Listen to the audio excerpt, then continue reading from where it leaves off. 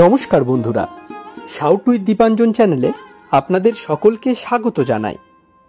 আপনারা শুনছেন শ্রীমদর্শন। শ্রীমদর্শন 16টি খণ্ডে সম্পূর্ণ।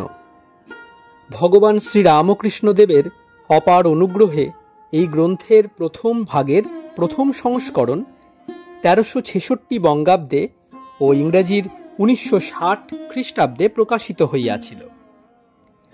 তদবধি ভক্তগণের চাহিদাতেই একের পর এক সংস্করণ প্রকাশ করা সম্ভব হইতেছে। শ্রীমদর্শনের মূল আবেদন, গৃহে বাস করিয়া কি প্রকারে দেবভাবে জীবনযাপন করা যায়, কিভাবে বেদ বর্ণিত উপায়ে সুখ দুঃখ সমভাবে গ্রহণ করিয়া সংসারে শান্তিতে বাস করা সম্ভব হয়। এই পুস্তকে আছে পরমহংসদেবের ও মায়ের কিছু নূতন কথা, আর স্বামীজি প্রমুখ অন্তরঙ্গ সন্তানদের কথা, আর আছে কথামৃতকার দ্বারা কথামৃতর ব্যাখ্যা এবং শ্রীরামকৃষ্ণ জীবনালোকে উপনিষদ, গীতা, ভাগবত, পুরাণ, বাইবেল আদি শাস্ত্রের আলোচনা।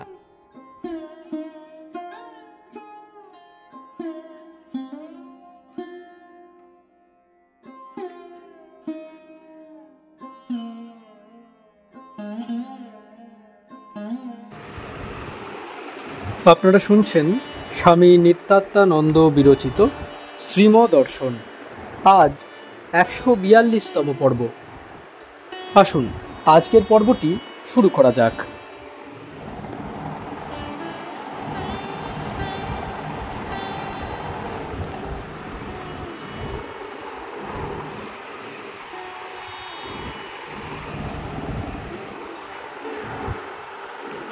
ঝামাপুকুরের রাজা দিগম্বর মিত্র সামান্য অবস্থা থেকে বড় হয়েছিলেন। ছেলেদের স্কুলে পাঠাতেন পায়ে হাঁটিয়ে, বই এক হাতে আর ছাতা এক হাতে।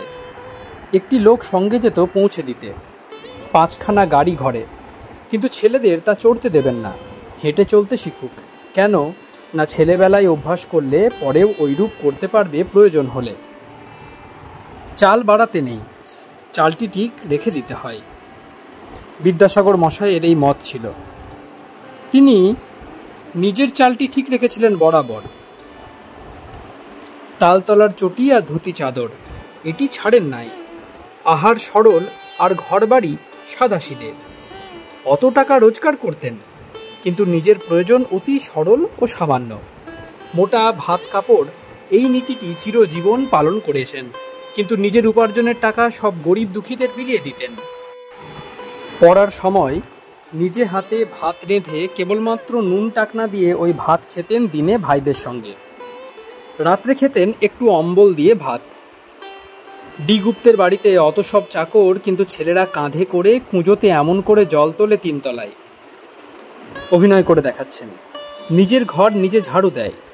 তাই যখন ভালো দিন থাকে গৃহীদের তখন সঞ্চয় করতে হয়। প্রভিশন এগেনস্ট রেইনি ডেজ, দুর্দিনের জন্য। যাদের একা শরীর, সন্ন্যাস জীবন তাদের যা হয় কপালে বলা চলে, কিন্তু যাদের ছেলেপুলে হয়েছে তাদের অবশ্য সঞ্চয় করতে হয়। ঠাকুর বলতেন পাখি আর দরবেশ সঞ্চয় করবে না, কিন্তু পাখির ছানা হলে তারাও সঞ্চয় করে। অতএব হ্যাঙ্গাম গৃহস্থাশ্রমে।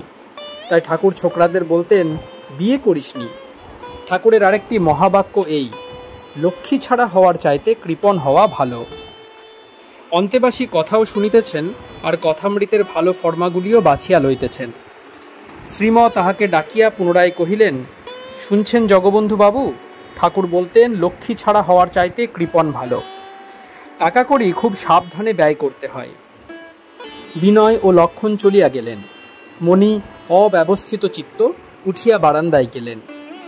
মণির অমিত ব্যয়িতার সম্বন্ধে কথা হইতেছে শ্রীম জগবন্ধুর প্রতি। হাতে পড়লেই টাকা উড়োই, অভ্যাস ভালো না, বিচারহীন। দেখুন না কেমন লোক, তার 12 বছরের ছেলেকে মানুষ করছে তার শালা, সমস্ত পরিবারই শালার কাছে। ছেলেকে বুঝি মামা একদিন কি বলেছে তিরস্কার করে, সে কথা আবার কানে গিয়েছে। বলছিল পরিবারদের নিয়ে আসবে, তারই দাঁড়াবার স্থান নাই, মাথার এই অবস্থা, ওদের আনলে রক্ষে আছে। আমরা তাই বললাম ওরা ওখানে থাক, এখন আনা উচিত নয়, এনে তাদেরও মহা বিপদে ফেলবে। আত্মীয় কুটুম্ব কেন না, বিপদে সহায় হবে তারা। বিপদে পড়লে মনে হয় এরা হয়তো আমায় সাহায্য করবে, অন্য সময় মনে হয় এরা সামান্য লোক, কি উপকার করতে পারে। হোপ আগেনস্ট হোপ, নিরাশায় আশা। আপনারা এর একটা কর্ম খুঁজে দিন, কর্মে থাকলে মনটা বসবে। মণিবাবুর ভার আপনার উপর রইল, ওকে নাওয়ান খাওয়ান সব দেখবেন। বিপদে পড়ে মাথাটা বিগড়ে গেছে, ভক্তরা যত্ন করলে ভালো হয়ে যাবে। আপনারা যে রেঁধে খাচ্ছেন এ বেশ, সপাক খুব ভালো, ডাল ভাত হলেই হলো। বিদ্যাসাগর মশাইয়ের নাতি পরেশবাবু বললেন, সাঁওতালরা শুধু ভাতও খেতে পায় না, তাই ডাল ভাত কি কম? হিন্দু কলেজের প্রিন্সিপাল ছিলেন বিদ্যাসাগর মশাই, হঠাৎ কাজ ছেড়ে দিলেন। বন্ধুরা বললেন, চলবে কি করে? উনি উত্তর করলেন, আমি ব্রাহ্মণ, 3 মুঠো চাল 3 বাড়ি থেকে ভিক্ষে করে আনবো, তাই ফুটিয়ে নুন দিয়ে খাবো, তবুও অন্যের গোলামি আর করব না। এখন গ্রীষ্মের ছুটি, আপনারা এই দিকটাকে বেশ একটা আশ্রমের মতো করে নিন, এই ঘরেই রাঁধতে পারেন। বসুমতী সাহিত্য মন্দিরে আজ রাত্রিতে উৎসব, বেলুর মঠের সাধুরা সেখানে ভোজন করিবেন। মর্টন স্কুলেও নিমন্ত্রণ, শ্রীম নিজে যাইতে পারিবেন না, ভক্তদের পাঠাইতেছেন। অন্তেবাসীকে বলিয়া দিলেন, আপনারা এই কথা কয়টা শুনুন। প্রথম, সতীশবাবুকে বলবেন আমার শরীর দুর্বল, তাই এই ভিড়ে যাওয়া খুব কষ্টকর। দ্বিতীয়, তাই আমাদের পাঠিয়েছেন। তৃতীয়, এখানে যারা সর্বদা আসেন তাদের সকলকে বলে নিয়ে যান। চতুর্থ, সতীশবাবুকে বলে ঠাকুরের গলার একটি মালা আনবেন আর সামান্য একটু প্রসাদ। পঞ্চম, অগত্যা একটি অব্যবহৃত মালা আনবেন। ষষ্ঠ, আর ওকে অর্থাৎ শ্রীমর দ্বিতীয় পৌত্র অজয়কে সঙ্গে নেবেন। বলুন তো কি কি বললাম? অন্তেবাসী পুনরায় এই 6 দফা আদেশ আবৃত্তি করিলেন। বিনয়, মনোরঞ্জন, অজয়, গদাধর, জগবন্ধু প্রভৃতি শ্রীমর হইয়া নিমন্ত্রণ রক্ষা করিতে চলিলেন। বসুমতী সাহিত্য মন্দিরের সুবিস্তৃত ছাদে বিরাট আয়োজন। বেলুর মঠের শতাধিক সাধু আসিয়াছেন। স্বামী ধীরানন্দের সুব্যবস্থায় সমগ্র কার্য সুচারুরূপে সম্পন্ন হইল। ভক্ত সতীশ মুখার্জির আন্তরিক ভক্তি শ্রদ্ধায় আর অত সাধু ভক্তের সমাগমে ছাদটি যেন মহা তীর্থক্ষেত্রে পরিণত হইল। তার উপর প্রসাদের অতি আয়োজন, মহানন্দে সকলে প্রসাদ পাইলেন। রাত্রি 12টায় ভক্তগণ মর্টন স্কুলে ফিরিয়া আসিলেন। শ্রীম তাদের অপেক্ষায় বসিয়া আছেন। ভক্তরা শ্রীমর হাতে একটি সুগন্ধ পুষ্পের গড়ের মালা ও প্রসাদ দিলেন। শ্রীম যুক্ত করে মস্তকে ধারণ করিয়া রহিলেন। তারপর উৎসবের সমুদয় বিবরণ রইলেন, কি কি ভোগ হইয়াছিল, সাধুরা কে কে আসিয়াছিলেন, কে তত্ত্বাবধান করিয়াছিলেন ইত্যাদি। শ্রীম উৎসব আনন্দে ভরপুর। ভক্তগণ সর্বশেষ একটি দুঃসংবাদ পরিবেশন করিলেন। তাহারা ওই উৎসব ক্ষেত্রেই শুনিয়া আসিয়াছেন, আশুবাবু শরীর ত্যাগ করিয়াছেন। শ্রীম আর্তনাদের স্বরে বলিলেন, বলেন কি, কোথায় এ সর্বনাশ হলো? ঈশ্বর তার এত সুবিধা করে দিয়েছেন, চিফ জাস্টিস হয়ে অবসর নিলেন, তবুও এ বুড়ো বয়সে একটা মামলা নিয়ে গিয়ে এই সর্বনাশ হলো। আহা, বেনালে এই মহাপ্রাণটা গেল। শ্রীমর উৎসবানন্দ হঠাৎ কিছুকালের জন্য শোক সাগরে নিমজ্জিত হইল। বাংলার এই উজ্জ্বল মণির অন্তর্ধানে আকাশ ভরা চাঁদের আলো বুঝি অন্ধকারে ডুবিয়া গেল। শ্রীম ছাদে একাকী দ্রুত পদে বিচরণ করিতে লাগিলেন। 2, মর্টন স্কুল সকাল 8টা। শ্রীম দ্বিতলের বারান্দায় পূর্ব প্রান্তে চেয়ারে পশ্চিমাস্য বসিয়াছেন। এখানে পালি ক্লাস হয়। শ্রীমর পাশে বেঞ্চেতে বসা জগবন্ধু, বিনয় ও মণিমান্না। আশুতোষ মুখার্জির শরীর ত্যাগের কথা হইতেছে।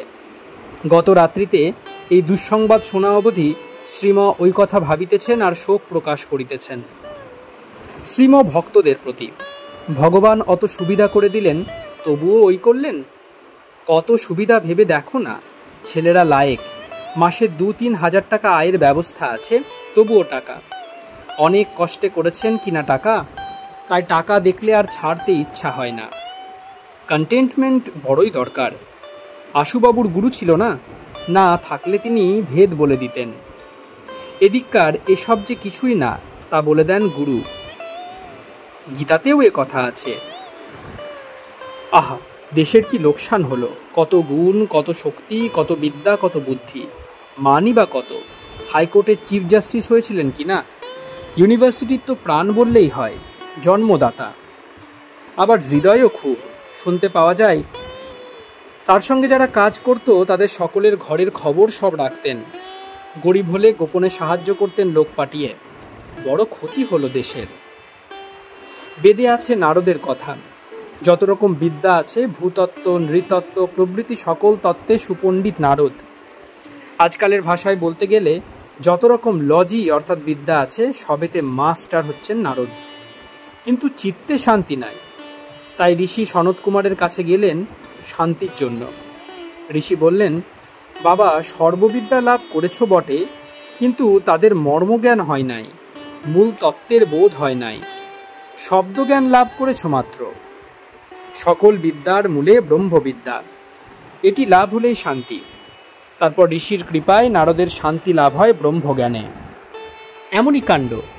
গুরু ভিন্ন সংসারে আর আশ্রয় নাই। গুরুই বলে দেন ঈশ্বর সত্য, সংসার অনিত্য। তাই তাকে ধরে সংসার করলে আর দুঃখ নাই। সদ্গুরু পাওয়া ভেদ বাতাওয়ে, মাফ করবেন, সদ্গুরু পাওয়ে ভেদ বাতাওয়ে। আমরা ধন্য, অল্প বয়সে গুরু লাভ হয়েছিল। গুরুর ঋণ শোধ করা যায় না। অহেতুক কৃপা সিন্ধু গুরু। আমাদের গুণে কি তিনি আকৃষ্ট হয়েছেন? না, তা নয়, এ তার অহেতুক কৃপা। দোষ গুণ বিচার করলে কেউ দাঁড়াতে পারে তার কাছে? তিনি ছিলেন শুদ্ধম পাপ বিদ্ধম, তাঁর তুলনা তিনি নিজে। শ্রীম কিছুক্ষণ কি ভাবিতেছেন, পুনরায় কথা চলিতেছে। শ্রীম ভক্তদের প্রতি। একদিন ঠাকুরের আহার হয়েছে, থালাতে কিছু ভাত ছিল। আমায় বললেন, কুকুরকে দিয়ে এসো এগুলি। আমি থালা নিয়ে যাচ্ছি আর ভাবছি, এ অমৃত কুকুর একা কেন খাবে? তাই আমিও খেলাম। তারপর থালাটা মাজছি গোল বারান্দার কাছে। ঠাকুর দেখে বললেন, বেশ বেশ, এ খুব ভালো। সব রকম অভ্যাস রাখতে হয়। রাঁধা, বাসন মাজা, কাপড় কাচা, ঘরদোর ঝাড়ু দেওয়া, এসব জেনে রাখতে হয়। শরীর ধারণের জন্য যা যা দরকার এ সবই জানা উচিত। কখন কোথায় কি অবস্থায় থাকতে হয়। মনে করো বিদেশে রয়েছ, তখন কে রেঁধে দেবে? শিখে রাখা খুব ভালো। এসব বিষয়ে যে পরাধীন তার ব্রহ্মজ্ঞান হয় না। আহা, কি সব কথা! গুরু ছাড়া কে বলে দেবেন এই মুক্তির সন্ধান? মুক্তি মানে সর্ববিষয়ে মুক্তি। কেবল অবিদ্যার পাশ থেকে মুক্তি নয়, প্রিলিমিনারি মুক্তি এই সব। দেহ ধারণের জন্য অপরের সাহায্য না নেওয়া, নিতে হলেও যত কমে হয়। সন্ন্যাসী তো নিজের কাজ নিজে করবেই। গৃহাশ্রমে যারা আছে তারাও নিজের কাজ নিজে করবে। সর্ববিষয়ে ইন্ডিপেন্ডেন্ট, স্বাধীন, কেবল ঈশ্বরে ডিপেন্ডেন্ট। এ অবস্থা যারা ঈশ্বরের আনন্দ পেতে চায়, শান্তি চায়, কেবল তাদের জন্য। যারা সংসারের আনন্দ চায় তাদের জন্য নয়। কিসে ভক্তরা সর্ববিষয়ে নিজের পায়ের উপর দাঁড়াতে পারে, সর্বদা ঠাকুর সে চিন্তা করতেন, আর সে শিক্ষা দিতেন। যারা যেত তার কাছে, অন্তরঙ্গরা তাদের প্রত্যেকের জন্য পৃথক পৃথক শিক্ষা দিতেন। সকলের এক নিয়ম খাটে না, কিন্তু দেহধারণ সম্বন্ধে সকলের জন্যই এই ব্যবস্থা, নিজের কাজ নিজে করা। এদিকে তো বললেন ঈশ্বর সত্য, সংসার অনিত্য, কিন্তু ব্যবহারিক বিষয়ে কি লক্ষ্য দেখো না? যতক্ষণ দেহত্যাগ না হচ্ছে ততক্ষণ এসব লোক ব্যবহার মিথ্যা বললে চলবে কি করে? শাস্ত্র গুরুবাক্যে বিশ্বাস করে সংসার মিথ্যা মনে মনে জেনে এসব করা অনপেক্ষ ও দক্ষ হয়ে। দৃষ্টি থাকবে কেবল সত্যে, ঈশ্বরে। তাতে মন আগে রেখে তারপর সর্ববিষয়ে পারদর্শী হও, তাকে আগে আপনার করা চাই। গুরুর অধীন হয়ে সর্ববিষয়ে পারদর্শী হলে শীঘ্র হয়ে যায়। ব্যবহারিক বিষয়ে যে মন দক্ষ, সংস্কৃত, এই মনই পরে ঈশ্বরে মোড় ফিরিয়ে দেওয়া। তাই তো বলতেন, যে নুনের হিসাব করতে পারে সে মিছরির হিসাবও করতে পারে। অনলস অতন্দ্রিত মনের দরকার। কত ভাবনা করতেন ঠাকুর ভক্তদের তৈরি করবার জন্য। অবিদ্যার শক্তির ভিতর থেকে কি করে বিদ্যার শক্তির আন্ডারে আসতে পারে ভক্তগণ, তার জন্য সর্বদা ভাবনা ছিল ঠাকুরের। একবার একজন ভক্তকে বললেন, তুমি এখানকার জন্য একটা ছোট শতরঞ্চি এনো। জানেন ভক্ত অপরকে দিয়ে কেনাবে, তাই সঙ্গে সঙ্গে বলে দিলেন নিজে গিয়ে কিনবে। কেন এরূপ বললেন? ভক্তদের কল্যাণের জন্য। তার কি দরকার ও জিনিসের? কত লোক কত জিনিস দিতে চাইতো, কিন্তু তিনি গ্রহণ করতেন না। ভবিষ্যতে ভক্তদের চিন্তার খোরাক মিলবে এই ঘটনাটিতে। ভাববে আমরা তার যৎকিঞ্চিত সেবার অধিকার পেয়েছিলাম। ভক্তরা এখন জানে না তিনি কে, কার সেবা করছি। ঠাকুর সবসময় শিক্ষা দিতেন, ঈশ্বরীয় আবার সাংসারিক সর্ববিষয়ে।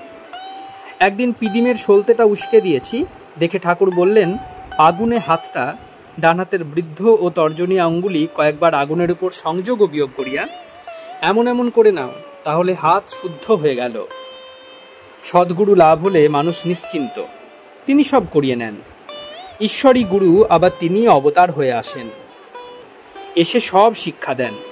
ঈশ্বর দর্শনের পর যদি কেউ আদেশ পান, তবে তিনিও গুরুর কাজ করতে পারেন। ঠাকুর বলতেন, যে কাশী দর্শন করেছে সেই কেবল কাশীর সংবাদ বলতে পারে। অপরাহ্ন 5:30। শ্রীম দ্বিতলার বারান্দার পূর্ব প্রান্তে উপবিষ্ট। সকালেও এইখানেই ঈশ্বরীয় কথা হইয়াছিল। দ্বিতলটি ভক্তরা একটি আশ্রমের মতো করিয়াছেন, সব জল দিয়া ধুইয়া পরিষ্কার পরিচ্ছন্ন করিয়াছেন। তাই শ্রীম বেশিরভাগ সময় এইখানেই থাকেন। আরামবাগের একজন ভক্ত আসিয়াছেন। বড় অমূল্য, জগবন্ধু, গদাধর, শ্রীমর পৌত্র অরুণ ও অজয় প্রভৃতিও শ্রীমর কাছে বসিয়া আছেন। অজয় গতকাল ভক্তদের সহিত বসুমতী সাহিত্য মন্দিরের উৎসবে গিয়াছিল, বয়সে কিশোর। শ্রীম অজয়ের প্রতি, কাল তোমরা সাধুদের নমস্কার করেছিলে তো? সতীশবাবুকেও করেছিলে? অজয়, আজ্ঞে হ্যাঁ, কিন্তু সকলের পায়ে হাত দিয়ে করা হয় নাই। শ্রীম, জোর হাতে করেছিলে তো? তাহলেই হলো, অত লোককে একসঙ্গে একবার নমস্কার করলেও হয়।